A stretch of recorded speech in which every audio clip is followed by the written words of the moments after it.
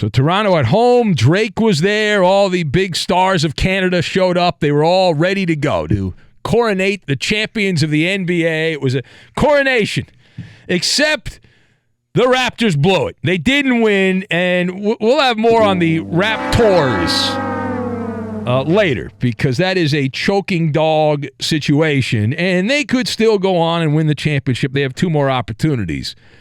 But you are setting yourself up down a very dangerous path with the way this game unfolded in Game 5 on a random Monday night in early June. The Golden State Warriors, without Kevin Durant, who did play in the game. This is the story that's all-encompassing, and it's overtaken the NBA Finals. Durant came back and played. I didn't think he would play at all. I thought, well, there's no way Durant's going to come back and play, but he played. I give him credit. Give him credit for playing. He went out there and attempted to perform. Durant, how long did he last? About a little less than 12 minutes. So early in the second quarter, I assume you saw the game. Maybe not, but Durant injured, and it was a confrontation, not much of a collision, with Pascal Siakam. And Durant went down in a pile and hoppity-hop off the court for Kevin Durant. But that was early in the second quarter, and the Golden State Warriors were able to maintain a lead. It was a close game, but through much of the first half, there were only a couple of lead changes. The Warriors led by as many as 14 points. Going into the fourth quarter, the Raptors' biggest lead of the game was 2. So even without Durant playing for most of the game, Golden State had the lead. And then in the fourth quarter, the Raptors stormed back. And you say, that's it. The bottom has been, the rug's been pulled. The bottom has fallen out. The trap doors opened up. And into a pit of lava go the Golden State Warriors. No. Except down by 6 with a couple minutes to go, and the Canadian fans going crazy. It turns out, well, wait a minute here. The Raptors, they screwed up. And they still had a chance to win. At the end, Kyle Lowry took a 3-point shot, who's, I think, about the last person you want to shoot in that situation, considering his resume in the postseason. But Lowry did what you'd expect Kyle Lowry to do.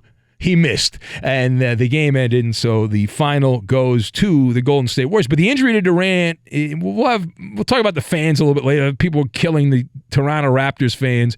I believe incorrectly for their reaction to Kevin Durant and his injury. There are multiple reports in the overnight here out of Toronto that the Golden State Warriors have let it be known to their friends in the media that they fully expect Kevin Durant on Tuesday, the MRI, to confirm a torn right Achilles tendon, which means Durant will be out all of next NBA season. Are you listening, New York Knickerbockers? Yes. It looks like Durant will be gone. Now, that leads us into the question here. Bob Myers, the executive of the Golden State Warriors, he addressed the situation involving Kevin Durant and was over-the-top emotional. He was over-the-top emotional about this. And here's Myers announcing the Durant injury. It's an Achilles injury. I don't know the extent of it. He'll have an MRI tomorrow.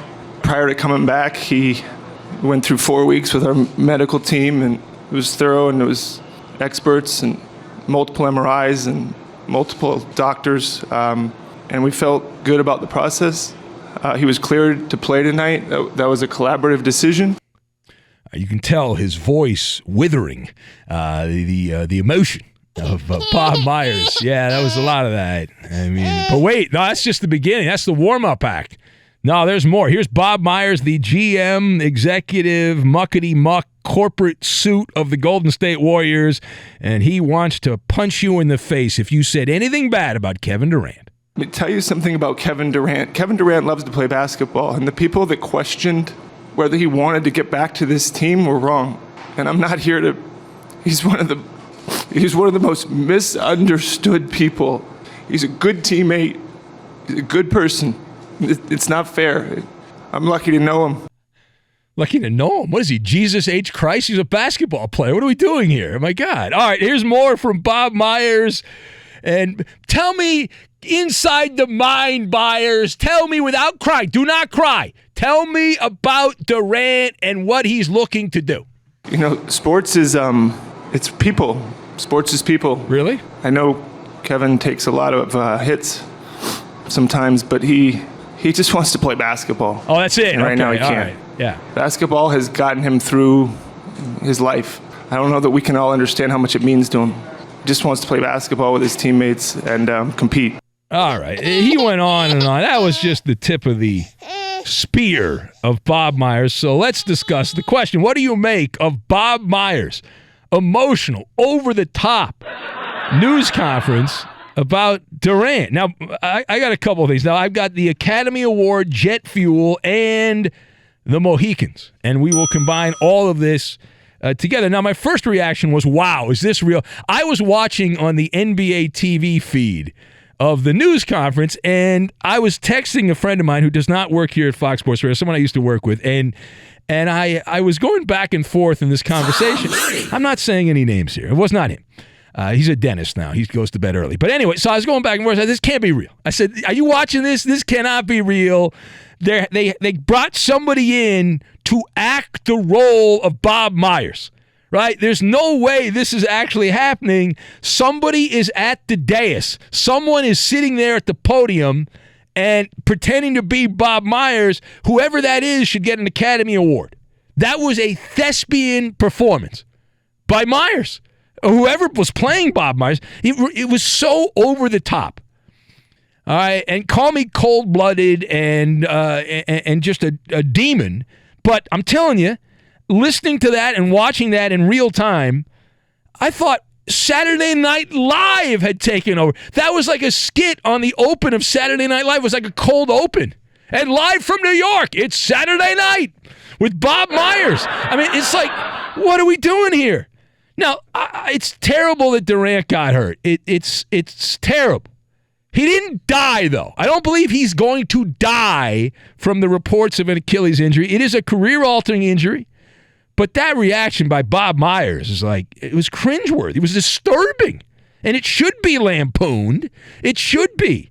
Now, the second thing, the long-term ramifications of Durant. You've got the micro and the macro. And the micro, short-term, it's like, wow, this really blows for Kevin Durant. He was planning on leaving as a free agent. He can still leave as a free agent. He just won't be playing basketball for about a year. So he's out, and he can just pretty much wipe out all of next season, depending on how, first of all, is this accurate, and then how speedy the recovery is for Kevin Durant. So that's the micro, right? Durant getting back and playing. And I have always been a skeptic of the Achilles injury, and I've always maintained my position. When you have an Achilles injury, that is the end of being great. And I don't feel differently about that because it's Kevin Durant. If you look at the history of NBA players, I think there's maybe one or two that are outliers that have had that injury and returned to all-star form, but it's a very small list. And a lot of that happens at the end of your career. Many of the players like Kobe Bryant, Chauncey Billups had the injury. These guys are at the end of their career when they suffered the Achilles. Durant, not at the end of his career. He's in the prime years of his career. He's going to lose a year. But so that's the micro. The macro, the long-term outlook here is the collateral damage. Because what this is going to do now is empower the overprotective crowd of athletes. Now, this is good. That's like pouring jet fuel on top of that argument. And I don't even know how to rebut it at this point. How do I rebut this? You treat the players like they're fine china, and they're made out of paper mache. It is a pandemic, in particular in professional basketball. Load management, healthy days off, right? All that. And now this just cranks that up a couple of notches. Right? That particular crowd, the load management crowd, they now have all the evidence they need. They said, well, yeah, but what about Durant? Durant came back, and Durant missed an entire year of his NBA career. He popped his Achilles. He should not have come back. Pop goes the Achilles. They're going to complain about that. All right? Now, the last point on this, Again, it sucks Durant got hurt. And it sounds, according to reports overnight out of Toronto, he's believed to have suffered a torn Achilles, which is real bad.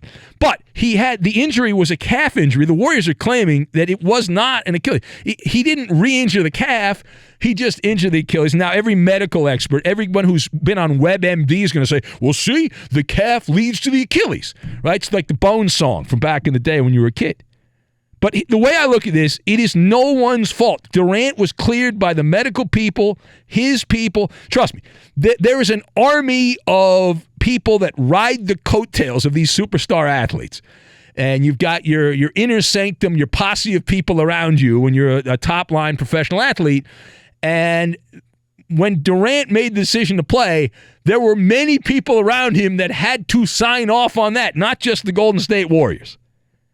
All right, and Durant now, years and years, I fear that this will be a case where he is the last of the Mohicans, right? The last player who was injured in the NBA playoffs, who showed some machismo and came back and tried to play. Because now it's like, well, you got to milk it.